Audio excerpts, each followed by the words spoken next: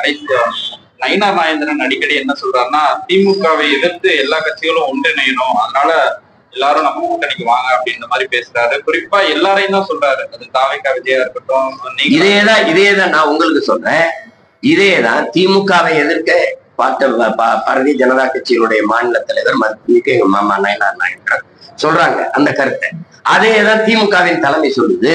பாரதிய ஜனதாவை எதிர்க்கணும், அது பாசிச கட்சி, ஆட்சி செய்கிற ஒரு கட்சி, அது மதவாத கட்சி, அதை வீழ்த்துறதுக்கு நாம எல்லாம் ஒண்ணு சேரணுங்கிறாங்க. இப்ப நான் எந்த பக்கம் சேரலாம்ன்றீங்க? புரியுதா? ஒன்னா நின்று திமுக வீழ்த்துவோங்கிறாங்க. நான் என்ன முடிவுட்டேன்? ஒன்னா நின்று வீழ்த்துறேங்க. எப்படி புரிஞ்சிருச்சுன்னு நினைக்கிறேன். அவ்வளவுதான். நல்லதே செய்யணும்னு நினைக்கிற சீமானன ஏன் கூட்டணியில் அமைச்சு அதிகாரத்துக்கு வந்து நல்லது செய்யக்கூடாது? நீங்க கொள்கை நல்லது செய்யணுங்கிற கொள்கை இருக்கிற கட்சி சொல்லுங்க போய் சேருங்க. நான் தான் முடியும். நீங்க தானே கேள்வி. இந்த கட்சி நல்ல கொள்கையை வச்சுட்டு போங்க சொல்லுங்க. நல்லது செய்யணும். நல்லது செய்யணுங்கிற கட்சி சாராயம் இருக்குமா? கேட்கறது பதிலா நல்லது செய்கிற கட்சி மலையை குவாரி இருக்குமா?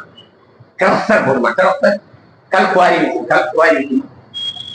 ஏங்க மரத்தை வெட்டிட்டீங்கன்னா அந்த நட்டு வச்சுட்டு போகலாம், தண்ணியை உறிஞ்சி வச்சுன்னா தேக்கி வச்சுட்டு போகலாம். மழைய மணல நீங்க என்ன பண்ணுவீங்க?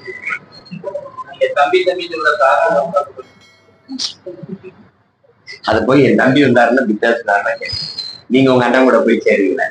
ஏங்க நான் எவ்வளவு காலமா ஒரு உறுதியான நிலைப்பாடு எடுத்து கொள்கையோட போய் என்னைய கொலை செஞ்சு புதைக்கிறதுல உங்களுக்கு ஏன் இவ்வளவு என்னை ஒருத்தனையாவது விட்டுவிட மாட்டீங்களா? இந்த கோயில் நேர்ந்து விட்ட மாடு மாதிரியாவே எடுத்து தொலைங்க.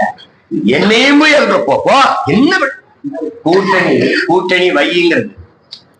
நானும் தம்பி விஜயும் சேர்ற மாதிரி இருக்குதுன்னு தனியா நிக்கிறதானே உங்க பலம். நீங்க எதுக்கு இப்ப கூட்டணிக்கு போறிய? என்னதான் உங்க பிரச்சனை? நான் தனியா நிக்கிறேன்னா தனியா எத்தனை நாளைக்கு நிப்பிய? கூட்டணிக்கு போகணும். கூட்டணி வச்சிருக்கிறவங்க கிட்ட கேட்கிறீங்களா? கூட்டணி வச்சாதான் வெல்ல முடியும் சொல்லணும். கொள்கை இல்லாமல் எப்படி வெல்ல முடியும்னு யார்ட்டையும் கேட்கலாம். இப்ப என்ன சொல்றீங்க? நான் தனியா நிக்க போறேன்னு அறிவிச்ச பிறகு ஏதாவது கூட்டணி வைக்க மாட்டேலான்னு. சரி, இப்ப நான் கூட்டணி வைக்கிறேன்னு சொல்றேன்.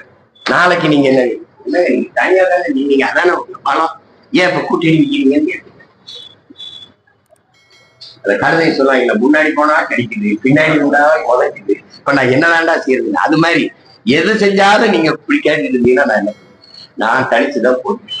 என்னுடைய தத்துவம் இங்க பாருங்க. நான் உங்களுக்கு பேசியேன் இப்படி கூட்டத்தில் இருக்கும்போது எங்கள் தலைவன் பிரபாகரன் சொன்னது போல நான் சொன்னா இவங்க என் பக்கத்தில் இருப்பாங்களா ஓடி போவாங்க.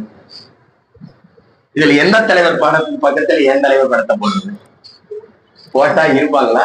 இல்ல நீங்களே காட்டுவீங்களா? அப்ப சிக்கல் புரியுது. அதனால அது கடினம்.